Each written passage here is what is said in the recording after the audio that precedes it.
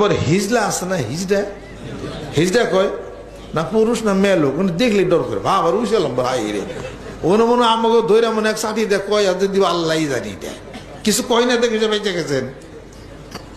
আবার গাড়ির সামনে মাঝে মাঝে পড়ি, দেখলাম ভাই তাদের টিয়ার 10টা দিন বিদায় কর তাড়াতাড়ি যাই আর কি। 3-4 হিজড়া গেছে এক বিয়ার অনুষ্ঠানে, বিয়ার অনুষ্ঠানে গেছে, যার পরে টেয়া চাইছে, টাকা দিতে হবে।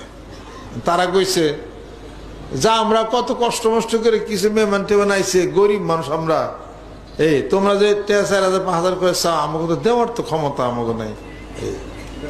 হয় আমরা তো মনে করছি লাইট মাটি লাইট করছো, তোমরা বেলায় ধুমধাম করতেছো, তো আমরা হিজার তো জানো আমাকে 4,000 বিয়ে হবো না এনে, আমরা পরীক্ষা করুন তোমরা ধনী না গরিব।